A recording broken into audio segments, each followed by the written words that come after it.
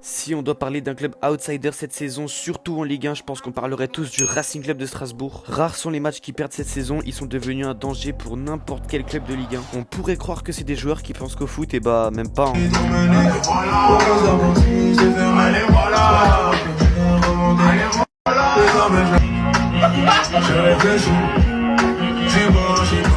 Bref, est-ce qu'ils sont arrivés là par pur talent? Qu'est-ce qui est arrivé au Racing Club de Strasbourg cette saison? Je sors une vidéo tous les lundis, sauf en cas d'édition spéciale, alors abonne-toi et like pour la force. Et allez viens, monte dans le train. Comment s'est formé le Racing Club de Strasbourg? Évidemment, tout ça c'est pas formé par pur hasard. Pour avoir une équipe magique, il faut forcément une source, et la source c'est le Chelsea Football Group que Strasbourg rejoint lors de la saison 2023-2024. À ce moment-là, le groupe est seulement composé de Chelsea et Portimonense, un club de D1 portugaise. Mais le projet Portimonense fut un gros flop, ils vont descendre en D2 portugaise la saison juste après, donc on va pas parler d'eux, on va les mettre de côté. Mais du coup, si Strasbourg sont rachetés depuis la saison 2023-2024, pourquoi on n'a pas entendu parler d'eux? Bon, pour cette saison-là, on va dire que c'était les premiers tests de Bluco. C'était plus une saison d'adieu au Racing Club de Strasbourg indépendant. On a seulement eu quelques prêts de la part de Chelsea, comme par exemple André Santos qui a été très infligeant la saison. Mais après, tout ça n'est pas à négliger. La première saison, Chelsea a quand même posé 50 millions d'euros pour refaire l'effectif de Strasbourg. Bon, c'est quand même un petit flop. Strasbourg se pose à sa place habituelle, 13e. Mais ils ont quand même gagné les deux derbys de la saison. On passe à la saison d'après, 2024-2025. Gamero a fait ses adieux, Chelsea a balayé tous les trentenaires et il est temps de refaire cette équipe. Des prêts, des transferts, bref, une grosse remise à neuf. Et Chelsea crée l'équipe la plus jeune d'Europe, avec un âge moyen de 21,6. Bon, alors, sur le papier, on a de quoi se méfier, mais bon, on sait pas encore ce que ça vaut. Malgré qu'on sait qu'il n'y a aucun transfert douteux, ce sont tous des cracks de là où ils viennent. Bon, déjà, changement de coach. On recrute Liam Rosenior, ancien entraîneur de Derby County et Hull City en Angleterre. André Santos qui prolonge encore un an en prêt. Encore une arrivée en prêt de Diego Moreira. Ou alors encore Nanasi et Guela Doué, le grand frère de Désiré Doué, qui eux sont arrivés en achat d'autres clubs. Et pour pas vous casser la tête avec tous ces noms, je vais encore vous dire Petrovic, gardien de Chelsea, qui est arrivé en prêt. Mais dans cet effectif, on retrouve encore d'anciens jeunes strasbourgeois, comme par exemple Emmanuel Emega, qui lui a été acheté par le Chelsea Football Group l'été dernier pour le Racing Club de Strasbourg. Bref, un grand club avec de grandes valeurs, mais qui ne pense pas une seule seconde à rentrer dans le top européen. La saison commence et les résultats sont plutôt bons pour un club comme le Racing Club de Strasbourg, en notant surtout une victoire 1-0 face à l'Olympique de Marseille à domicile. Le Racing Club de Strasbourg prend environ 5 points sur 12 possibles tous les 4 matchs. Donc bon, jusqu'à maintenant, rien d'affolant, on n'a aucune idée de ce qui a pu arriver au Racing Club de Strasbourg par la suite. 15 décembre. Une journée de Ligue 1 comme les autres et le Racing Club de Strasbourg va affronter Le Havre à l'extérieur. Le Racing Club de Strasbourg vient d'enchaîner 5 défaites d'affilée, donc on pourrait croire qu'ils vont encore une fois échouer, mais finalement 3-0 à l'extérieur. Bon alors ok, c'est Le Havre, hein, c'est pas le PSG, mais le Racing Club de Strasbourg sort d'un échec contre le Stade Brestois qui était à ce moment-là 13e. Donc de quoi satisfaire le staff et les supporters, et même un 3-0, peu importe l'équipe en face, ça se néglige pas. On va épargner les victoires du Racing en Coupe de France car le Racing Club de Strasbourg a d'abord affronté des équipes semi-professionnelles, et donc le club fait 4 matchs d'affilée sans défaite, 6 en comptant la Coupe de France. Dans ces clubs on a Toulouse, Auxerre, Marseille et Lille. Toulouse et Auxerre, ok c'est bien, mais ça impressionne personne dit comme ça. Mais un match nul, 1-1 contre l'Olympique de Marseille au Vélodrome et une victoire 2-1 face au LOSC Lille au stade de la Méno, c'est quelque chose quand même. Toutes ces victoires vont donc rimer à une très grosse remontée dans le classement. Le Racing Club de Strasbourg, qui se positionnait comme d'habitude vers la 13e place, va aller à la 9e place. Mais bon, même à ce moment-là, personne pense à la coupe aux grandes oreilles, la C1, la Ligue des Champions.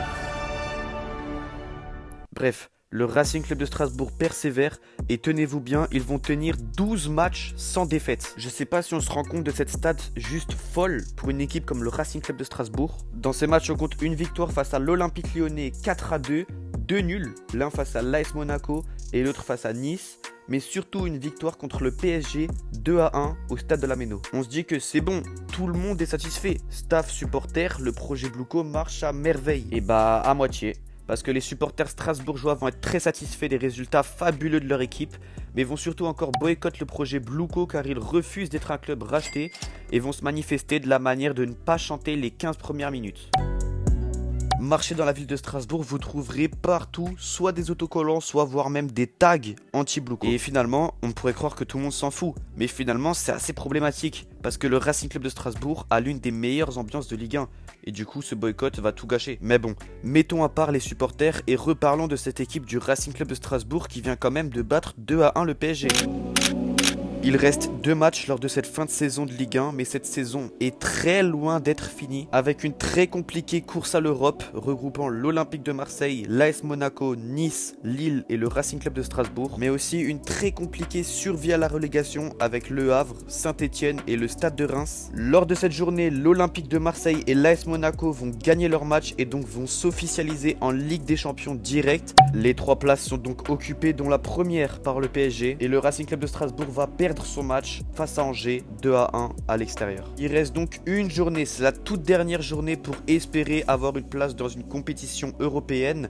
Dans cette course à l'Europe, il reste l'Olympique Lyonnais, Nice, Lille et le Racing Club de Strasbourg. Donc 4 clubs encore en liste, alors qu'il reste encore seulement 3 places pour une compétition européenne.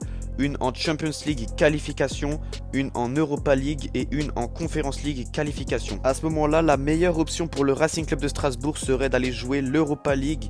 Une équipe doit gagner son match, une équipe doit faire nul ou perdre son match, et Lyon, on s'en fout, ils font ce qu'ils veulent. Et du coup, c'est pas du tout ce qui s'est passé. Nice va gagner son match 6-0 contre Brest, donc parfait, une équipe a gagné. Sauf que de l'autre côté, Lille a gagné son match 2-1 contre le Stade de Reims et enterre les rêves d'Europa League pour le Racing. Sauf que en plus, l'équipe qu'on suit tous ensemble depuis le début de cette vidéo, le Racing Club de Strasbourg, va perdre 3-2 face à Le Havre à domicile.